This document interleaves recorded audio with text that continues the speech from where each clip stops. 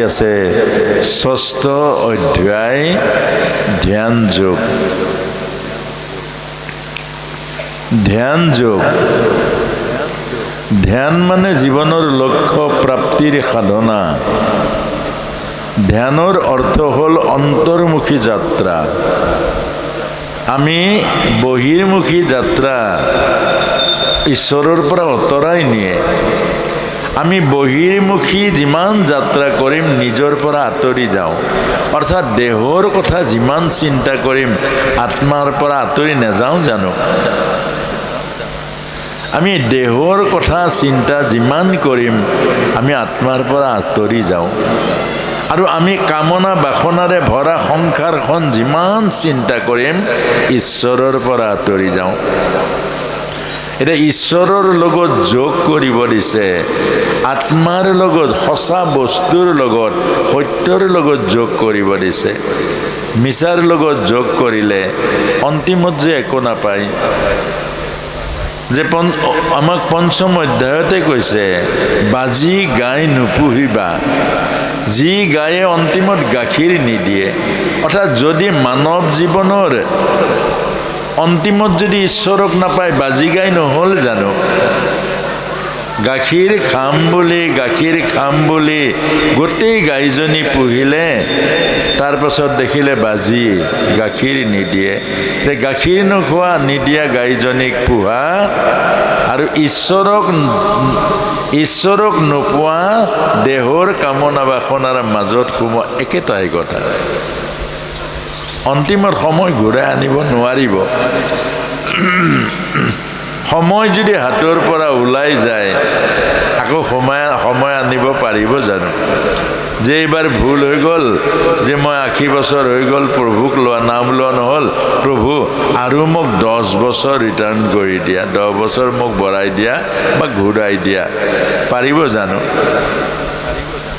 এইকাৰণে আমাক এই কথাটো বুজাইছে যে যিটো সৎ বস্তু, যিটো সত্য, যিটো সৎ, যাক পালে পাবলৈ নাই, যাক পালে আৰু জনম জনম দুখৰ পৰা মুক্ত হয়, এইটোক পাবলৈ যত্ন কৰক। এইটোৱে হ'ল আত্মতত্ত্ব বা এইটোৱে হ'ল ভগৱত তত্ত্ব।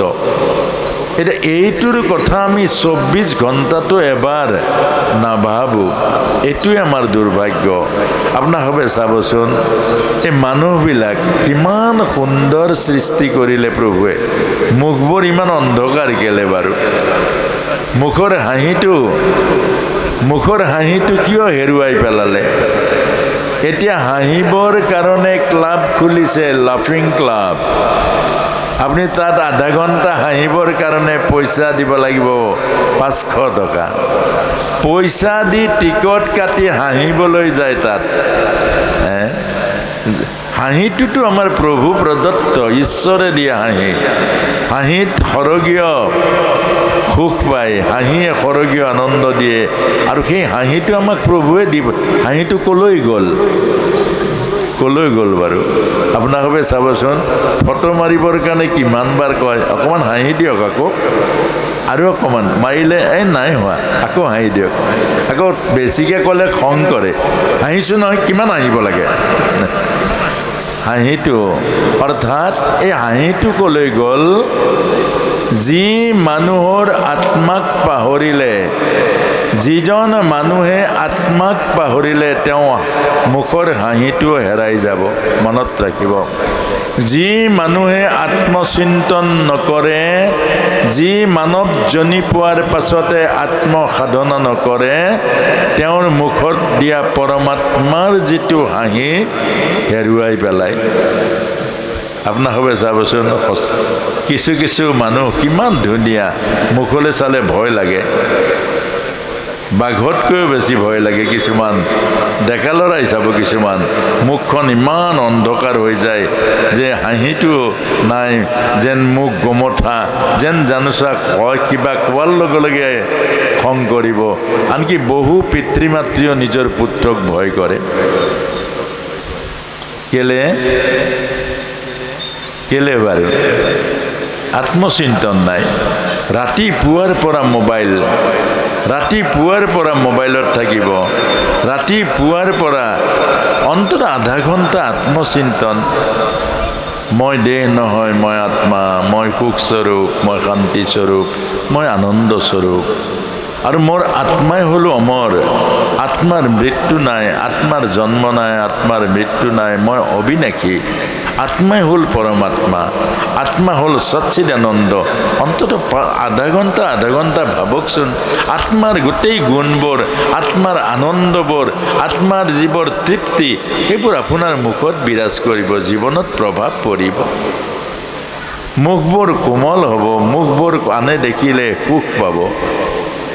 কিন্তু সেই চিন্তনটো কেলে নাই? আমাৰ সময় নাই।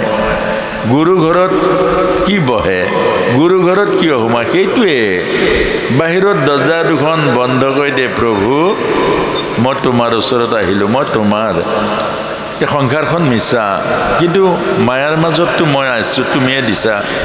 এইবোৰ মায়া, এইবোৰ সঁচা নহয়, তুমি সঁচা। আৰু মই আৰু মোৰ দৰ্জা দুখন মাৰি, দৰ্জাৰ দুটা পাত্তা, এটা হ'ল মই আৰু এটা হ'ল মোৰ, এই দুটাই মায়াৰ দৰ্জা। সেইখন দৰ্জাখন বন্ধ কৰি প্ৰভুৰ ওচৰত সদায় যাওক। প্ৰভু তুমি সঁচা, তুমি সত্য, আৰু মই তোমাৰ ওচৰত আহিছোঁ। মোক তোমাৰ ৰাস্তাৰে লৈ যাবা, তোমাৰ সান্নিধ্যত ৰাখিবা। আৰু মই যিবোৰ কৰিছোঁ এইবোৰ সকলো তোমাক অৰ্পণ কৰিছোঁ, এইবোৰ তোমাৰ। মোৰ এই যে ব্ৰজধাম, ব্ৰজধামত ভগৱান কৃষ্ণ কিয় থাকে? জন্ম পালেতো মথুৰাত, জন্ম মথুৰাত পালে, আকৌ ক'লে বোলে মই গোকুললৈ লৈ যোৱা। কেলে ক'লে ভাগৱতত? গোকুলত কিয় ক'লে? জন্মটো পালে মথুৰাত। মথুৰাত থাকিলে কি কংস মাৰিব নোৱাৰিলেহেঁতেন নেকি?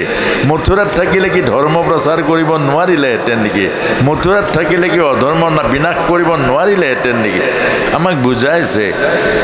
অৰ্থাৎ মন মথুৰা, যি মনত কংস আছে, যি মনত অহংকাৰ আছে, যি মনত অভিমান আছে, যি মনে বাপেকক বন্দী কৰিব পাৰে, যি মনে ভনীয়েকক চুলিত ধৰি কাটিব পাৰে, যি মন আসুৰিক প্ৰবৃত্তিৰ মন, সেই মনৰূপী কংসৰ মাজত কৃষ্ণ নাথাকে। কৃষ্ণ মানে আনন্দ, কেনেকৈ থাকিব? মনৰ মাজত যদি অহংকাৰে বাহ ল'লে, কুশাসনযুক্ত মনৰ অধিকাৰী প্ৰতিজন মানুহ কংস। কংসৰ মাজত কৃষ্ণ কেনেকৈ থাকিব? বিপৰীত কথা। কংসৰ মনত আছে অহংকাৰ, কংসৰ মনত আছে অভিমান, কংসৰ মনত আছে স্বাৰ্থ, আৰু সেই স্বাৰ্থযুক্ত, অহংকাৰযুক্ত, অভিমানযুক্ত মনৰ মাজত কৃষ্ণময় আনন্দ থাকিব পাৰে জানো? সেইকাৰণে কৃষ্ণ তাত নাই। আৰু কৃষ্ণ ক'লে গ'ল গোকুল। গোকুল মানে কি? য'ত জাতি নাই, বৰ্ণ নাই, ধৰ্ম নাই, য'ত সমন্বয় সম্প্ৰীতি, আত্মাৰ পৰম প্ৰেম আছে, য'ত স্বাৰ্থ নাই, প্ৰেম আছে, য'ত অহংকাৰ নাই, মাত্ৰ সমন্বয় সম্প্ৰীতি আছে, একাত্মতা, একতা আছে, সেয়াই গোকুল। তাতেই কৃষ্ণ থাকিব, তাতে আনন্দ থাকিব। ইজনে সিজনক সাৱটি ল'ব পাৰিব, ইজনক সিজনক মৰমৰ বান্ধোনেৰে বান্ধিব পাৰিব, ইজনে সিজনক বিশ্বাস কৰিব পাৰিব, তাতেই কৃষ্ণ থাকিব।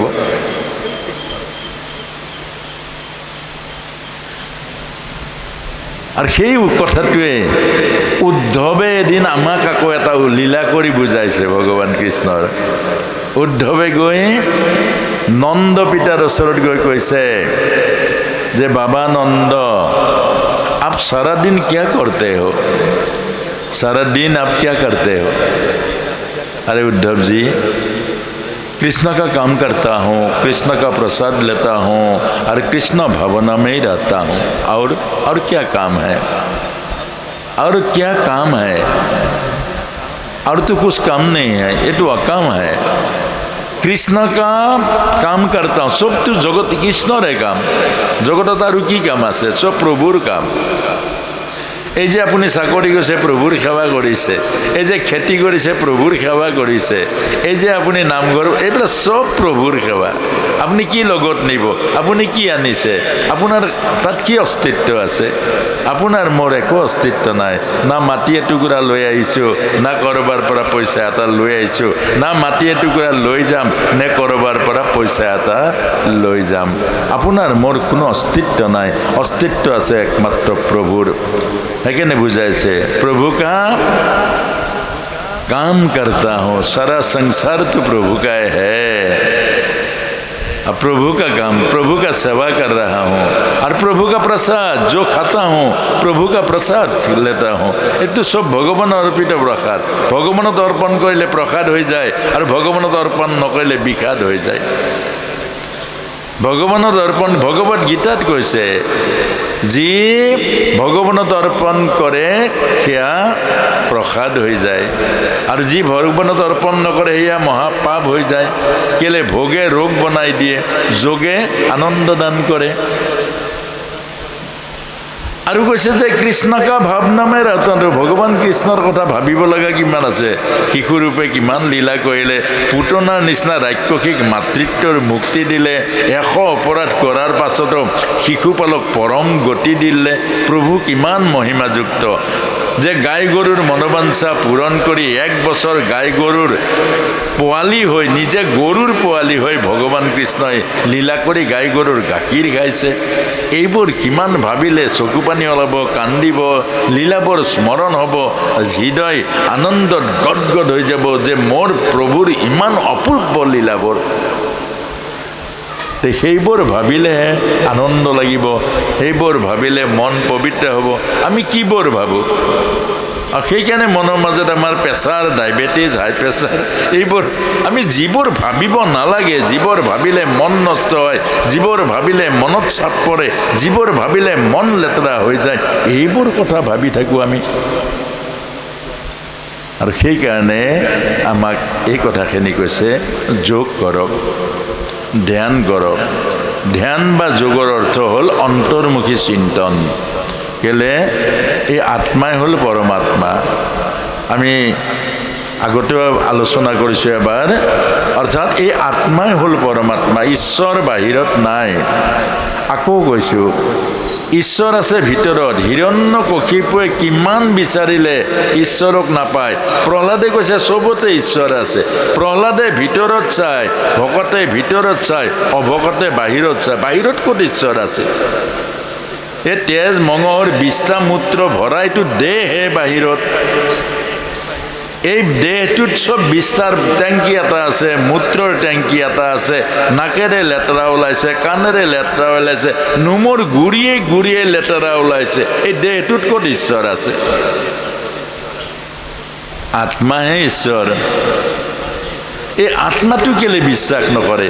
এই আসনত ঈশ্বৰ, মানুহ এজনেহে ভিতৰত থকা ঈশ্বৰক তাত বহুৱাই থৈ দিছে। ঈশ্বৰ তাত কেনেকৈ আছে? এজন চৈতন্য ঈশ্বৰে তাত অংশ এটা বহুৱাই থৈ দিছে, 1 বিন্দু কণিকা এটা। সেই ঈশ্বৰহে আছে। মানুহে বনোৱা মূৰ্তিটোক সেৱা কৰিছে। কেলে? মানুহজনৰ ভিতৰত থকা যিটো চৈতন্য ভাৱনা, সেই ভাৱনাটোহে ঈশ্বৰ। এইখিনিয়ে আমাক ভগৱানে কৈছে ধ্যান, সদায় ধ্যান কৰক। ধ্যান মানে হ'ল, আমাৰ ভগৱত গীতাই কৈছে যে নিজৰ ধ্যান কৰক। নিজৰ মাজতে ঈশ্বৰ আছে, নিজৰ মাজতে শক্তি আছে, নিজৰ মাজত সামৰ্থ্য আছে, নিজৰ মাজত প্ৰেম, কৰুণা, দয়া আৰু আত্মাৰূপী পৰমাত্মা নিজৰ ভিতৰত আছে। বাহিৰত কেলে বিচাৰি ফুৰে? বাহিৰত ঈশ্বৰ নাই। যাৰ ভিতৰত ঈশ্বৰ নাই, তাৰ বাহিৰত ঈশ্বৰ নাই। যাৰ বুকুৰ মাজত শান্তি নাই, তাৰ ক'ত শান্তি আছে? আছে জানো? এজন মানুহৰ বুকুৰ মাজত শান্তি নাই, সেইজন স্বৰ্গত গ'লেও শান্তি পাব জানো? এইটো বুজিব কৈছে আমাক ভগৱত গীতাই বুজাইছে। শান্তি বুকুৰ মাজত ৰাখক, চবতে শান্তিয়ে পাব, হয় নহয়? প্ৰেম নিজৰ ভিতৰত ৰাখক, চবতে প্ৰেমেই হ'ব। মৰম ভালপোৱাবোৰ নিজৰ মাজত জগাই তোলক, চবতে মৰম ভালপোৱা বিলাব পাৰিব। এই কথাখিনিয়ে আমাক 6ষ্ঠ অধ্যায় ধ্যান যোগ অৰ্থাৎ আমাক এই কথাখিনি কৈছে। নিৰ্জনত আসন পাৰক, কোমল আসন।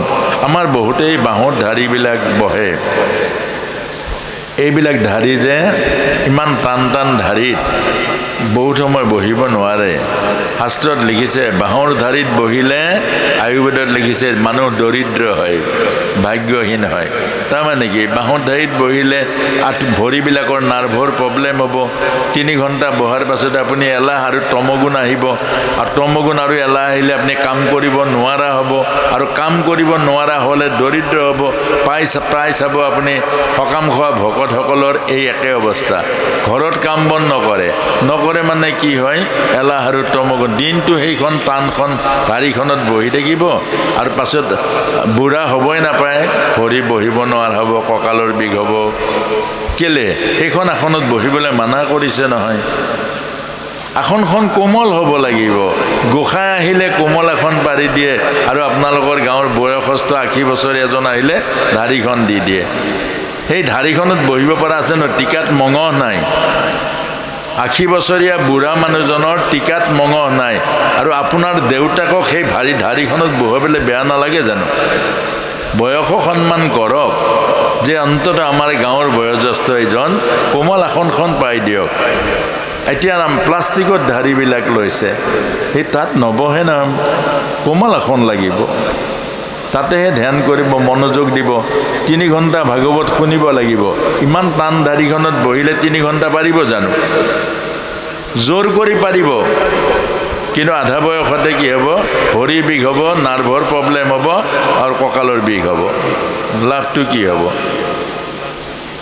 চব বস্তুতে এটা দৰ্শন আছে, চব বস্তুতে বিজ্ঞান আছে। গতিকে আমাৰ নামঘৰবিলাকত এতিয়া প্লাষ্টিকৰ ধাৰি। আমাৰ শাস্ত্ৰই কৈছে, বিজ্ঞানে কৈছে প্লাষ্টিকৰ ধাৰিত বহি গুৰু সেৱা নহয়। কেলৈ? আৰ্থ কানেকশ্যনটোৱে নহয়। আৰ্থ কানেকশ্যন নহয়, লাইট নজ্বলে। আপুনি কেনেকৈ ভগৱানক পাব? ভগৱান হ'ল লাইট, সূৰ্য পোহৰ। তে ভগৱানৰ লগত কানেকশ্যন কৰিব লগা হ'লে আৰ্থ কানেকশ্যন লাগিব, আৰু আৰ্থ কানেকশ্যন হ'বলৈ প্লাষ্টিকৰ ধাৰিত বহিলেতো নহ'ব। তে আজি প্ৰায় নামঘৰবিলাকত চব প্লাষ্টিকৰ ধাৰি। প্লাষ্টিকৰ ধাৰিত বহিলেতো এনেকৈ সাধনা হ'ব। সাধনা মানে কি, বহিব পাৰিব, প্ৰাৰ্থনা গাব পাৰিব, কিন্তু আপোনাৰ ভিতৰত থকা যে আত্মা আৰু পৰমাত্মাৰ যিটো যোগ, এইটো কেতিয়াও নহ'ব।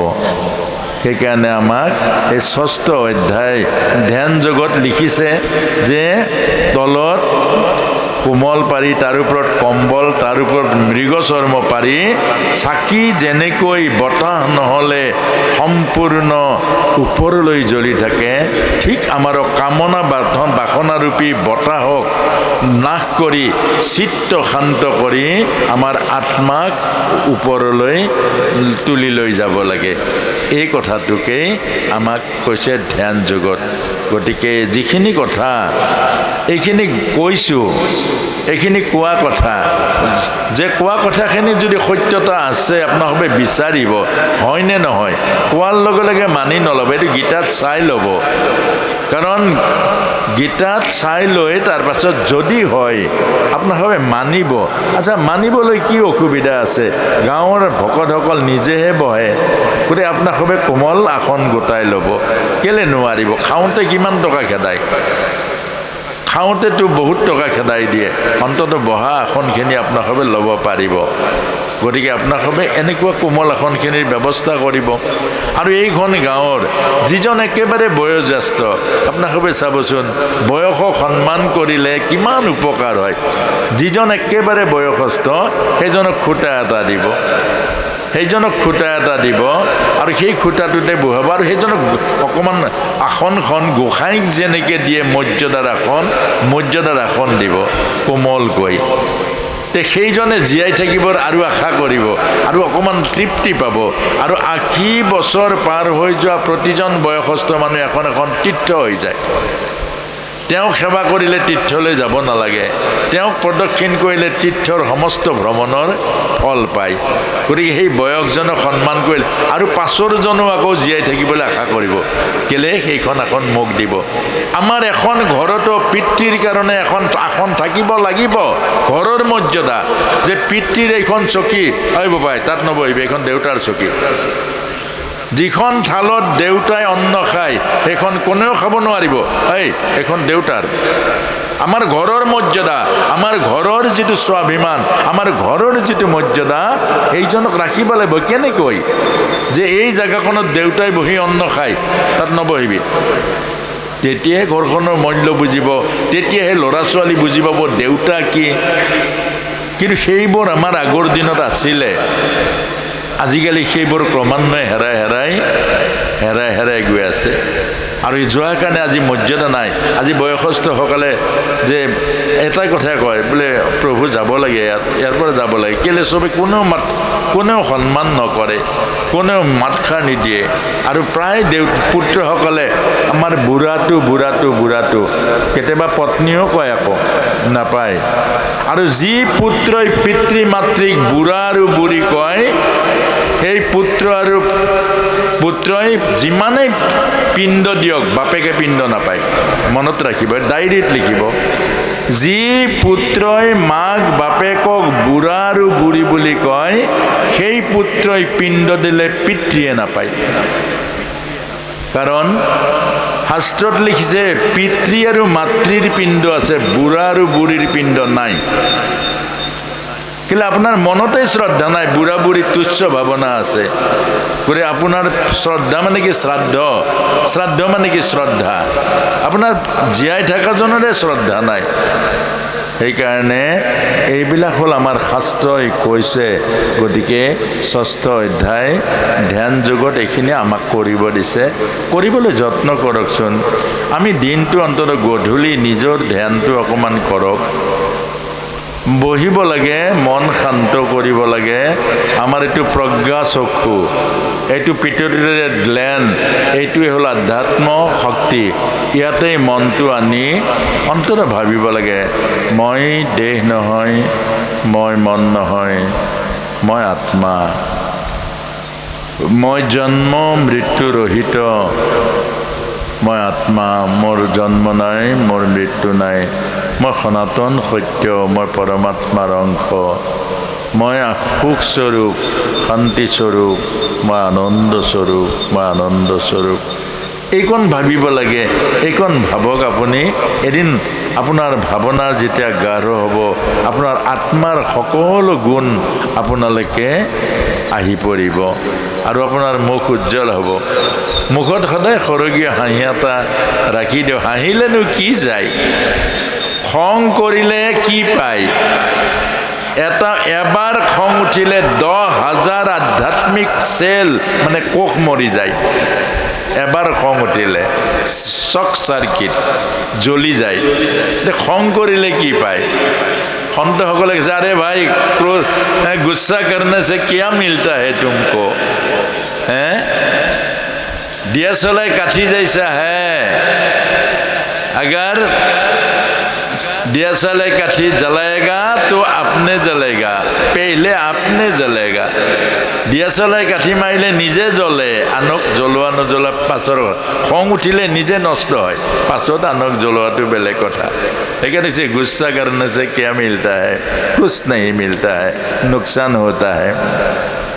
ক্ৰোধত ভৱতি সন্মোহা, ভগৱত গীতাৰ শ্লোকত কৈছে। ক্ৰোধত ভৱতি সন্মোহা স্মৃতি বিভ্ৰম, স্মৃতি ভ্ৰংসাত বুদ্ধিনাশত প্ৰাণোচ্ছতি।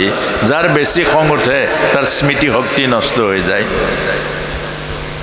গতিকে জোৰ পৰা লাভ নাই, তাক এৰিব লাগে। জোৰ পৰা লাভ আছে, তাক ধৰিব লাগে।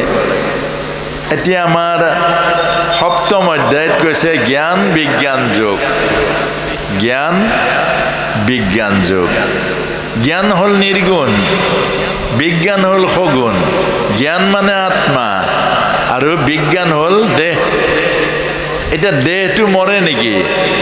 দেহ নমৰে, কাৰণ দেহ হ'ল ভগৱানৰ শক্তি, আত্মা হ'ল ভগৱানৰ অংশ।